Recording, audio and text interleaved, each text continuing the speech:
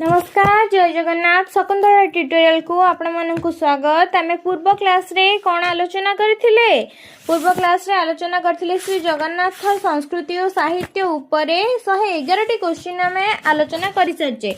Next question आलोचना करिबा। प्रथम प्रश्न श्री जगन्नाथ मंदिर रो द्वारपाल किए? श्री जगन्नाथ मंदिर रो द्वारपाल किए? जय और विजय। जय विजय होउछंती श्री जगन्नाथ मंदिर रो द्वारपाल।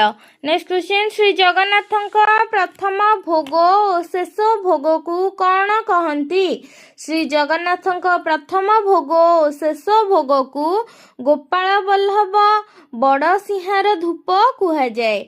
श्री जगन्नाथ प्रथम भोग और शेष भोग को गोपाल बल्लभ बड़ सिंहार धूप कुहा जाए थाए।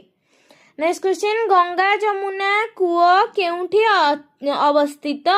रोसोशाला रे गंगा जमुना कूओ अवस्थित। गंगा जमुना कूओ केउठारे अवस्थित? रोसोशाला रे गंगा जमुना कूओ अवस्थित। प्रत्येक दिन ठाकुर मानक शेष बेशटी कौन? प्रत्येक दिन ठाकुर मानकर शेष बेशटी बड़ सिंहार बेश। प्रत्येक दिन ठाकुर मानकर शेष बेशटी कौन? बड़ सिंहार बेश। नेक्स्ट क्वेश्चन प्रति वर्ष केते थर ठाकुर मानकर सुनावेश हुए? प्रति वर्ष 5 थर ठाकुर मानकर सुनावेश होइथाए। प्रति वर्ष केते थर ठाकुर मानकर सुनावेश हुए? प्रति वर्ष 5 थर ठाकुर मानकर सुनावेश होइथाए। स्नान पूर्णिमार केउ बेश हुअंती? स्नान पूर्णिमा रे ठाकुर गजानन बेश होइथांती। केते गरा पानी रे चतुर्था विग्रह स्नान करंती? 108 गरा पानी रे चतुर्था विग्रह स्नान करिथांती। स्नान पूर्णिमा दिन केउ कूओरु पानी आसे? स्नान पूर्णिमा दिन सुना कूओरु पानी आसी थाए। बनभोजी बेश केबे हुए? बनभोजी बेश भाद्र कृष्ण दशमी तिथि रे होइथाए। भाद्र मास कृष्ण पक्ष दशमी तिथि रे बनभोजी बेश होइथाए। कालिया दलन बेश केबे होइथाए? कालिया दलन बेश भाद्रव मास कृष्ण पक्ष एकादशी तिथि रे होइथाए। बांकचूड़ा बेश केबे अनुष्ठित होइथाए? बांकचूड़ा बेश कार्तिक शुक्ल द्वादशी तिथि रे अनुष्ठित होइथाए। नागार्जुन बेश केबे अनुष्ठित होइथाए? नागार्जुन बेश केबे अनुष्ठित होइथाए? नागार्जुन बेश पंचुक 6 दिन पड़िले अनुष्ठित होइथाए। श्री जगन्नाथंकर प्रथम और शेष नीति कौन? श्री जगन्नाथंकर प्रथम नीति होउची द्वार फिटा नीति और शेष नीति होउची पहुड़ नीति। प्रथम नीति कौन? द्वार फिटा नीति एवं शेष नीति पहुड़ नीति। मैलम कौन? मैलम हेउची श्रीजीउंक देहरु बासी साज उतारिबा हेउची मैलम। मैलम कौन? ना श्रीजीउंक देहरु बासी साज उतारिबा हेउची मैलम। चाचेरी बेश केबे हुए? चाचेरी बेश फगुण दशमी रु पूर्णिमा पर्यंत होइथाए। चाचेरी बेश केबे होइथाए? फगुण दशमी तिथि रु पूर्णिमा पर्यंत होइथाए। ठाकुरंकर मुख्य द्वादश यात्रार नाम कौन? 12टा की यात्रा देखिबा कौन कौन? प्रथम आसला चंदन यात्रा, स्नान यात्रा, रथ यात्रा, शयन यात्रा, दक्षिणायन यात्रा, पार्श्व परिवर्तन, देवोत्थापन, उत्तरायण, ओढ़णी षष्ठी बा प्रावरण षष्ठी, पुष्याभिषेक, दोल उत्सव, दमनक चतुर्दशी। प्रथमे कौन आसला? चंदन यात्रा बैशाख मास शुक्ल पक्ष तृतीय रु ज्येष्ठ कृष्ण अष्टमी पर्यंत चंदन यात्रा होइथाए। केबे होइथाए? ना बैशाख शुक्ल तृतीय रु ज्येष्ठ कृष्ण अष्टमी पर्यंत होइथाए। स्नान यात्रा केबे होइथाए? ज्येष्ठ पूर्णिमा तिथि स्नान यात्रा होइथाए। रथयात्रा केबे होइथाए आषाढ़ शुक्ल द्वितीया तिथि रे रथयात्रा होइथाए शयन यात्रा आषाढ़ शुक्ल एकादशी तिथि रे शयन यात्रा होइथाए दक्षिणायन पर्व बा यात्राटी केबे होइथाए कर्कट संक्रांति रे होइथाए पार्श्व परिवर्तन भाद्रव मास शुक्ल एकादशी तिथि रे होइथाए देवस्थापन कार्तिक शुक्ल एकादशी तिथि रे होइथाए उत्तरायण मकर संक्रांति तिथि रे होइथाए ओढ़ण षष्ठी बा प्रावरण षष्ठी मार्गशीर शुक्ल षष्ठी रे होइथाए पुष्याभिषेक पौष पूर्णिमा तिथि रे होइथाए दोल उत्सव फगु दशमी रु पूर्णिमा पर्यंत होइथाए दमनक चतुर्दशी चैत्र शुक्ल चतुर्दशी रे होइथाए दमनक चतुर्दशी केबे होइथाए चैत्र शुक्ल चतुर्दशी तिथि रे होइथाए। नेक्स्ट क्वेश्चन श्री जगन्नाथଙ୍କ रथयात्रा केबे अनुष्ठित होइथाए श्री जगन्नाथଙ୍କ रथयात्रा आषाढ़ मास शुक्ल द्वितीय तिथि रे अनुष्ठित होइथाए रथयात्रा केते दिन धरी होइथाए रथयात्रा 9 दिन धरी होइथाए रथ पाई काठचिरा कार्य केबेठारु होइथाए माघ शुक्ल पंचमी तिथिरु बा बसंत पंचमी तिथिरु रथ पाई काठचिरा कार्य होइथाए रथ पाई काठचिरा कार्य केबेठारु होइथाए ना माघ मास शुक्ल पक्ष पंचमी तिथि बा बसंत पंचमी रु काठचिरा कार्य आरंभ होइथाए रथ निर्माण कार्य केबेठारु होइथाए रथ निर्माण कार्य अक्षय तृतीय रु होइथाए रथ काठ रहुथिबा बड़दाण्ड रे स्थान को कोन कुहा जाए रथ काठ रहुथिबा बड़दाण्ड रो स्थान को महाखला कुहा जाए रथ काठ रहुथिबा बड़दाण्डर स्थान को कोन कुहा जाए रथ काठ रहुथिबा बड़दाण्डर स्थान को महाखला कुहा जाइथाए रथ निर्माण कार्य केते दिन रे समाप्त होइथाए रथ निर्माण कार्य 58 दिन रे समाप्त होइथाए रथ निर्माण कार्य केते दिन रे समाप्त होइथाए 58 दिन रे रथ निर्माण कार्य समाप्त होइथाए रथ निर्माण रे केते प्रकारर सेवक नियुक्ति थांती रथ निर्माण रे 7 प्रकारर सेवक नियुक्ति थांती रथटी मुख्यतः केते भागरे विभक्त रथटी मुख्यतः 3 भागरे विभक्त गोटे हैला पोखरिया गोटे गर्भगृह गोटे पारा भाड़ी रथटी मुख्यतः 3 भागरे विभक्त गोटे हैला पोखरिया गोटे गर्भगृह गोटे हैला पारा भाड़ी केउ रथ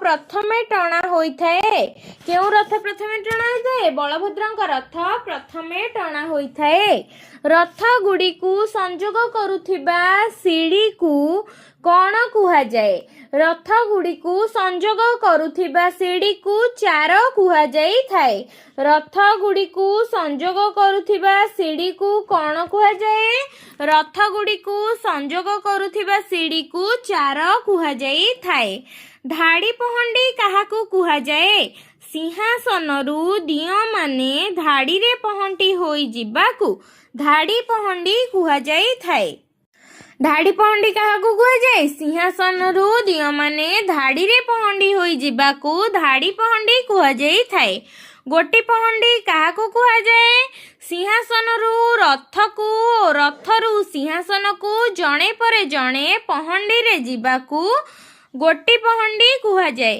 केउ दिन रथ दक्षिण मोड़ हुए पंचमी दिन रथ दक्षिण मोड़ होइथाए संध्या दर्शन केउ दिन होइथाए नवमी दिन संध्या दर्शन होइथाए केउ दिन संध्या दर्शन होइथाए नवमी दिन संध्या दर्शन होइथाए बाहुडा केउ तिथि रे होइथाए दशमी तिथि रे बाहुडा होइथाए बाहुडा केउ तिथि रे होइथाए बाहुडा दशमी तिथि रे होइथाए नीलाद्री विजे काहाकू कुहा जाए रथरु सिंहासन को फेरिबाकू नीलाद्री विजे कुहा जाए नीलाद्री विजे काहाकू कुहा जाए ना रथरु सिंहासन को फेरिबाकू नीलाद्री विजे कुहा जाए नवकळेबर केबे होइथिला जोड़ा आषाढ़ पड़िले नवकळेबर होइथाए नवकळेबर केबे होइथाए ना जोड़ा आषाढ़ पड़िले नवकळेबर होइथाए ନବକଳେବର କାର୍ଯ୍ୟ କେବେଠାରୁ ହୋଇଥାଏ? ଚୈତ୍ର ଶୁକ୍ଳ ଦଶମୀ ତିଥିରୁ ନବକଳେବର କାର୍ଯ୍ୟ ହୋଇଥାଏ।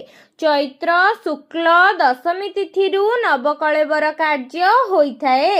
ବନଯୋଗ ଦଳ କେଉଁ ଦେବୀଙ୍କ ନିକଟରେ ଦାରୁ ସନ୍ଧାନ ପାଇଁ ଅଧିଆ ପଡ଼ନ୍ତି? ବନଯାଗ ଦଳ ମା ମଙ୍ଗଳା ଦେବୀଙ୍କ ନିକଟରେ ଦାରୁ ସନ୍ଧାନ ପାଇଁ ଅଧିଆ ପଡ଼ନ୍ତି। ବନଯାଗ ଦଳ ମା ମଙ୍ଗଳାଙ୍କ ନିକଟରେ ଦାରୁ ସନ୍ଧାନ ପାଇଁ ଅଧିଆ ପଡ଼ିଥାନ୍ତି। କେଉଁ ନଦୀ କୂଳରେ ଦେଉଳି ମଠ ଅବସ୍ଥିତ? ପ୍ରାଚୀ ନଦୀ କୂଳରେ ଦେଉଳି ମଠ ଅବସ୍ଥିତ। ଦେଉଳି ମଠ କେଉଁ ନଦୀ କୂଳରେ ଅବସ୍ଥିତ? ପ୍ରାଚୀ ନଦୀ କୂଳରେ ଦେଉଳି ମଠ ଅବସ୍ଥିତ। ଦାରୁ କେଉଁ ଦିନ ପୂର୍ବରୁ ଶ୍ରୀମନ୍ଦିରରେ ପହଞ୍ଚିଥାଏ? ଜ୍ୟେଷ୍ଠ ପୂର୍ଣ୍ଣିମା ପୂର୍ବରୁ ଦାରୁ ଶ୍ରୀମନ୍ଦିରରେ ପହଞ୍ଚିଥାଏ। ଦାରୁ କେଉଁ ଦିନ ପୂର୍ବରୁ ଶ୍ରୀମନ୍ଦିରରେ ପହଞ୍ଚିଥାଏ? ନା ଜ୍ୟେଷ୍ଠ ପୂର୍ଣ୍ଣିମା ପୂର୍ବରୁ ଦାରୁ ଶ୍ରୀମନ୍ଦିରରେ ପହଞ୍ଚିଥାଏ। ନୂତନ ବିଗ୍ରହ ନିର୍ମାଣ ପାଇଁ ଯେଉଁ ଗୃହ ନିର୍ମାଣ ହୁଏ ତାକୁ କ'ଣ କହନ୍ତି? ନୂତନ ବିଗ୍ରହ ନିର୍ମାଣ ପାଇଁ ଯେଉଁ ଗୃହ ନିର୍ମାଣ ହୋଇଥାଏ ତାହାକୁ କାରୁଶାଳା କୁହାଯାଇଥାଏ। ନେକ୍ସଟ କ୍ୱେଶ୍ଚିନ୍, କେଉଁ ଦିନ ବ୍ରହ୍ମ ସ୍ଥାପନ ହୋଇଥାଏ? ଆଷାଢ଼ ମଳମାସ ଅମାବାସ୍ୟା ଦିନ। ଆଷାଢ଼ ମଳମାସ ଅମାବାସ୍ୟା ଦିନ ବ୍ରହ୍ମ ସ୍ଥାପନ ହୋଇଥାଏ। କେଉଁ ଦିନ ବ୍ରହ୍ମ ସ୍ଥାପନ ହୋଇଥାଏ? ନା ଆଷାଢ଼ ମଳମାସର ଅମାବାସ୍ୟା ଦିନ ବ୍ରହ୍ମ ସ୍ଥାପନ ହୋଇଥାଏ। ଶ୍ରୀ ଜଗନ୍ନାଥଙ୍କ ରଥର ନାମ କ'ଣ? ଶ୍ରୀ ଜଗନ୍ନାଥଙ୍କ ରଥର ନାମ ହେଉଛି ନନ୍ଦିଘୋଷ ବା କପିଧ୍ୱଜ। 23 ହାତ 5 ଆଙ୍ଗୁଳି 16 ଚକ। ଏଥିରେ କ'ଣ ଥାଏ? ନା ଏହା 30 ହାତ ବିଶିଷ୍ଟ 5 ଆଙ୍ଗୁଳି, ଏଥିରେ 16ଟି ଚକ ରହିଥାଏ। ଶ୍ରୀ ଜଗନ୍ନାଥଙ୍କ ରଥର ପତାକାର ନାମ କ'ଣ? ଶ୍ରୀ ଜଗନ୍ନାଥଙ୍କ ରଥର ପତାକାର ନାମ ହେଲା ତ୍ରୈଲୋକ୍ୟ ମୋହିନୀ। ଶ୍ରୀ ଜଗନ୍ନାଥଙ୍କ ରଥର ପତାକା ନାମ କ'ଣ? ତ୍ରୈଲୋକ୍ୟ ମୋହିନୀ। ନନ୍ଦିଘୋଷ ରଥର ଦଉଡ଼ି ନାମ କ'ଣ? ନନ୍ଦିଘୋଷ ରଥର ଦଉଡ଼ି ନାମ ହେଲା ଶଙ୍ଖଚୂଡ଼। ନନ୍ଦିଘୋଷ ରଥର ଦଉଡ଼ି ନାମ କ'ଣ? ଶଙ୍ଖଚୂଡ଼। ନନ୍ଦିଘୋଷ ରଥର ଉଚ୍ଚତା କେତେ? ନନ୍ଦିଘୋଷ ରଥର ଉଚ୍ଚତା 45 ଫୁଟ 6 ଇଞ୍ଚ ବା 33 ହାତ 5 ଆଙ୍ଗୁଳି। ନନ୍ଦିଘୋଷ ରଥର ଚକ ସଂଖ୍ୟା କେତେ? ପୂର୍ବରୁ ଆଲୋଚନା କରିସାରିଛେ 16ଟି। ନନ୍ଦିଘୋଷ ରଥର ଅଶ୍ୱର ନାମ କ'ଣ? ସୁଗ୍ରୀବ, ମେଘ, ପୁଷ୍ପ, ବଳାହକ। 4ଟି ଅଶ୍ୱ କ'ଣ କ'ଣ? ସୁଗ୍ରୀବ, ମେଘ, ପୁଷ୍ପ, ବଳାହକ। ନନ୍ଦିଘୋଷ ରଥର ଅଶ୍ୱର ନାମ ହେଲା ସୁଗ୍ରୀବ, ମେଘ, ପୁଷ୍ପ, ବଳାହକ। ନନ୍ଦିଘୋଷ ରଥର ସାରଥୀ କିଏ? ନନ୍ଦିଘୋଷ ରଥର ସାରଥୀ ହେଉଛି ଦାରୁକ। ନନ୍ଦିଘୋଷ ରଥର ଦ୍ୱାରପାଳ କିଏ? ଜୟ ବିଜୟ ହେଉଛି ନନ୍ଦିଘୋଷ ରଥର ଦ୍ୱାରପାଳ। ନନ୍ଦିଘୋଷ ରଥର ରକ୍ଷକ କିଏ? ଗରୁଡ଼ ହେଉଛନ୍ତି ନନ୍ଦିଘୋଷ ରଥର ରକ୍ଷକ। ନନ୍ଦିଘୋଷ ରଥ ଆବୃତ କନାର ରଙ୍ଗ କ'ଣ? ଲାଲ ଓ ହଳଦିଆ। ନନ୍ଦିଘୋଷ ରଥ ଆବୃତ କନାର ରଙ୍ଗ ହେଉଛି ଲାଲ ଓ ହଳଦିଆ। ନନ୍ଦିଘୋଷ ରଥର ଦେବୀ କିଏ? ନନ୍ଦିଘୋଷ ରଥର ଦେବୀ ହେଉଛନ୍ତି ଯୋଗମାୟା। ଯୋଗମାୟା କେଉଁ ରଥର ଦେବୀ? ନନ୍ଦିଘୋଷ ରଥର ଦେବୀ ହେଉଛନ୍ତି ଯୋଗମାୟା। ବଳଭଦ୍ରଙ୍କ ରଥର ନାମ କ'ଣ? ବଳଭଦ୍ରଙ୍କ ରଥର ନାମ ତାଳଧ୍ୱଜ। ବଳଭଦ୍ରଙ୍କ ରଥର ନାମ କ'ଣ? ବଳଭଦ୍ରଙ୍କ ରଥର ନାମ ହେଲା ତାଳଧ୍ୱଜ। ତାଳଧ୍ୱଜ ରଥର ପତାକାର ନାମ କ'ଣ? ତାଳଧ୍ୱଜ ରଥର ପତାକାର ନାମ ହେଲା ଉନ୍ନନୀ। ଉନ୍ନନୀ। ତାଳଧ୍ୱଜ ରଥର ପତାକାର ନାମ କ'ଣ? ଉନ୍ନନୀ। ତାଳଧ୍ୱଜ ରଥ ଦଉଡ଼ିର ନାମ କ'ଣ? ତାଳଧ୍ୱଜ ରଥ ଦଉଡ଼ିର ନାମ ହେଲା ବାସୁକି। ତାଳଧ୍ୱଜ ରଥ ଦଉଡ଼ିର ନାମ କ'ଣ? ବାସୁକି। ଆମେ ଆଲୋଚନା କଲେ କ'ଣ? ନନ୍ଦିଘୋଷ ରଥ ଓ ତାଳଧ୍ୱଜ ରଥ ବିଷୟରେ ଅଳ୍ପ ଏବଂ ଠାକୁରଙ୍କର ଦ୍ୱାଦଶ ଯାତ୍ରା କ'ଣ କ'ଣ ରହିଲା ଆଉ ଥରେ ଆଲୋଚନା କରିଦେବା। ଠାକୁରଙ୍କ ଦ୍ୱାଦଶ ଯାତ୍ରା କ'ଣ କ'ଣ? ପ୍ରଥମେ ହେଲା ଚନ୍ଦନ ଯାତ୍ରା, ତାପରେ ସ୍ନାନ ଯାତ୍ରା, ରଥଯାତ୍ରା, ଶୟନ ଯାତ୍ରା। दक्षिणायन पार्श्व परिवर्तन देवोत्थापन उत्तरायण प्राकरण षष्ठी पुष्याभिषेक दोल उत्सव दमनक चतुर्दशी कण कण चंदन यात्रा स्नान यात्रा रथ यात्रा शयन यात्रा दक्षिणायन पार्श्व परिवर्तन देवोत्थापन उत्तरायण ओढ़ण षष्ठी बा प्राकरण षष्ठी पुष्याभिषेक दोल उत्सव दमनक चतुर्दशी एतिके आज आम आलोचना कले नेक्स्ट क्लास रे आलोचना करिबा तालध्वज रथर उच्चता एवं दर्पदलन रथ विषय रे आलोचना करिबा एवं केउं तिथि रे केउं बेश अनुष्ठित हुए से गुडिक सब आलोचना करी जगन्नाथ साहित्य को शेष करिबा नेक्स्ट क्लास रे तेबे जल्दी जल्दी आम चैनल को सब्सक्राइब कर नियंतु एवं आम सह जोड़ी रुह।